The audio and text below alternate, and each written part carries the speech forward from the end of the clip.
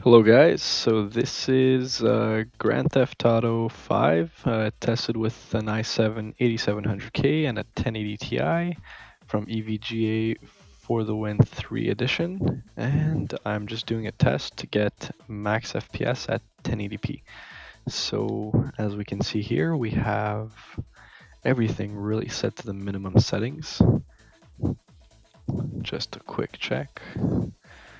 And we're just checking out what it's like to play online with the setup at lowest settings for those who are curious.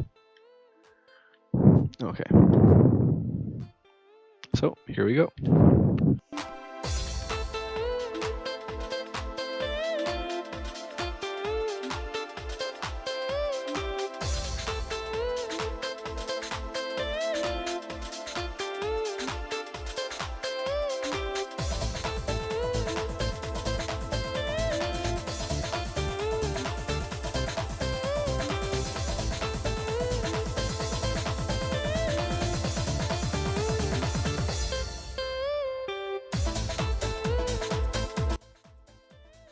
So as we can see, even when you have things such as crashes or, where the game might act in an extreme way, so to say, you see that the FPS really doesn't get affected too much. So let's go ahead and try, for example, let's do a stunt jump and see how the game reacts. You see, we have a steady 150 FPS that doesn't really change, Oh, a bit of an impact, which caused the FPS to go down to about 143, but no biggie, since my screen can't really see anything past 144 anyways, so nothing to worry about there.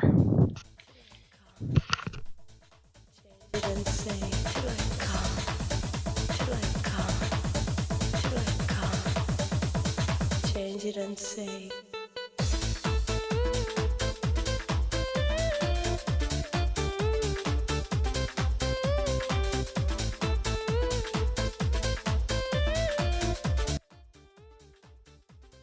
So the interesting part I notice here is really the CPU and the GPU utilization, which CPU seems to be at about 31% and the GPU seems to be at about 37% for some reason. To be honest, I think this is just the game itself not using the computer to its max capability. I'm just really curious how it would be running if I had a 240 Hz screen at this point, if it would actually be pushing 240 and using its full power, which is one question I'd really like answered if anyone could. It's running at about 5 gigahertz processor, and the RAM frequency is at about 3866 megahertz. It's as far as I was able to push it.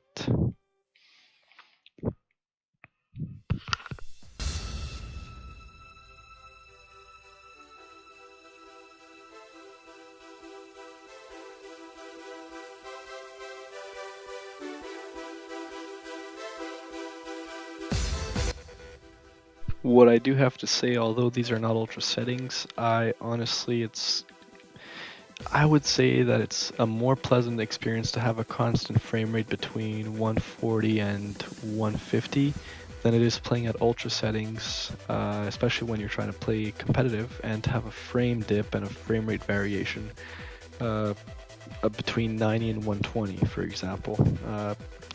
Because as we know, GTA 5 is very CPU intensive, but bring down all the settings to lowest and you have a high refresh rate monitor and a processor that can bring GTA to this frame rate. It's a very, very enjoyable experience to even be flying around this. I do know right now you're seeing about 30 or 60 FPS because of the YouTube upload settings, but on a 144 Hz screen, got a friend in me. this is really nice. Yeah, I said you got a friend in me. Sorry about that.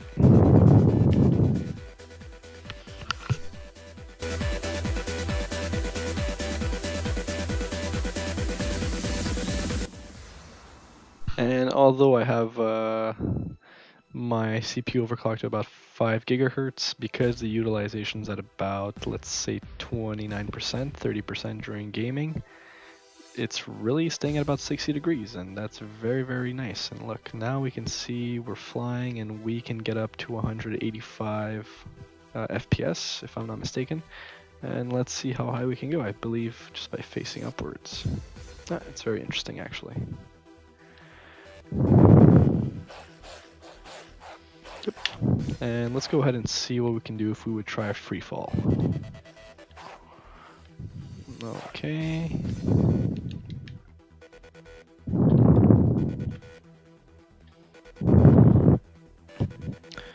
Freefall seems to, well, you see, we're hitting about a 165, 175 FPS range at the moment, which is actually really, really good looking in front of my 144 Hz screen. It's, I mean, although I can only see up to 144, you know, can't complain. It's beautiful. And let's see if we can open up the parachute, you know. And normally it's in the city where the frame rate dips the most, I gotta say, and it's honestly looking pretty good up until now. I know some people might be wondering why exactly I would use an 8700K and a 1080 Ti to do this in this high frequency RAM.